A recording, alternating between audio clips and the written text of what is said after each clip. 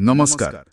आज आम प्रसन्न मिश्रंकर गोटे बहुत भल लेखा प्रार्थनार महत्व से विषय टिके कथा हवा। नमस्कार। हाँ, ए लेखाटा वास्तविक भाविबा भली।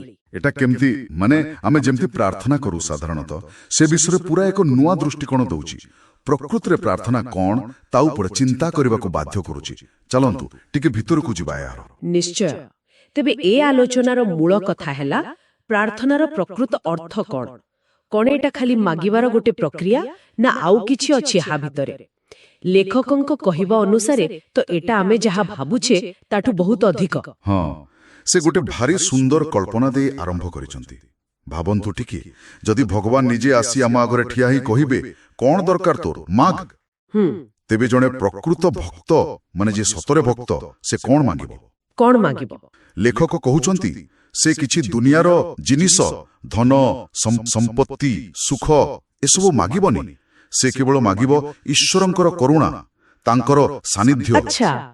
किंतु आमे जेतेबेले निज प्रार्थना को देखुचे दिनुकु दिनु जहां मागुछे सेथरे तो एम्ति किछि नथाए, पूरा अलगा लागे नुए की। एकदम ठीक कथा। आउ एठी कथाटा आहुरी गभीर होई जाउछि। लेखकंक मतरे आमर ए जो दैनंदिन प्रार्थना जोथिरे खाली तालिका थाए, मते एटा दियो सेटा दियो। हाँ हाँ, लंबा सेटा आमकु आध्यात्मिक भावरे बड़ करिबा बदलरे उल्टा आहुरी सानो करि दउछि, माने आमकु संकीर्ण करि दउछि। संकीर्ण केमती? कारण एहा आम भितरे से समर्पण भाव बढ़ौनी, बरम आमर जो आत्मकेंद्रिकता माने निज स्वार्थ निज इच्छा खाली सेइया को ही बढ़ई चालिछि। बुझिली। आउ एठी लेखक गोटे बड़ कथा कहिसंती, गोटे भारी शक्तिशाली रूपक देइसंती। हाँ, सेटा त आहुरी चमत्कार। से कहुचंती जे आम मनीषंकर ए जो असरंती इच्छा एते मागुणी एहार बोझरे आजिकालु स्वयं भगवान ही जेमती रोगिणा ही गलेनी। सतरे केडे बड़ कल्पना। हाँ, आउ एमती रोगिणा जे आमे जो पारंपरिक भोग दउचु फुलरी तेल हो कि मदक से सबु भी आउ तांकु सुस्थ करि पारुनी। बा माने पूरा उल्टा कथा। आमे भाबु आमे तांकु सेवा करूछु किंतु आम मागुणी ही तांकु कष्ट दोची बोली लेखक कहउछन। एकदम भाबिला आश्चर्य लागुछु। हाँ, किंतु ए रूपकटा खाली गोटे कविता भली नुहे, एहा भितरे ही समाधान रे इशारा अछि। समाधान केमिति? देखंतु, जदि भगवान आम लाणसार बोझरे असुस्थ तेमे तांकर उपचार कोन हबो?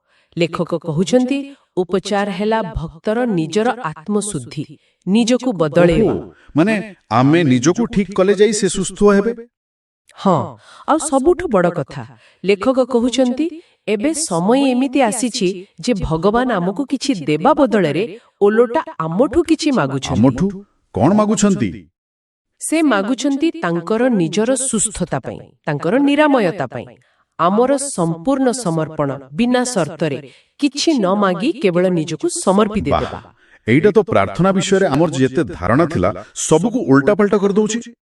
निश्चय, प्रार्थना माने केवल मागिबा नुहे, प्रार्थना माने देबा, निजकु देबा। मोटामोटी भाबे कहिले एही लेखा अनुसारे प्रकृत प्रार्थना हेउछि निजर मुंह को छाड़िबा, निस्वार्थपर हेबा और निजकु पूरा पूरी समर्पित देबा।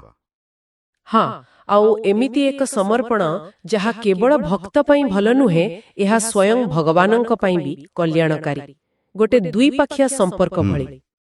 तेबे ए चिंताधारा आम आगरे गोटे बड़ प्रश्न आनी थोई दउछि, नुई कि जदि आमर एई असरंती इच्छा आमर लालसा ही भगवानंक बोझ परि लागुछि, ताहले आमे प्रार्थना माध्यमरे तांक सहित गोटे सुस्थ संपर्क केमिति तयारी करि परिबा?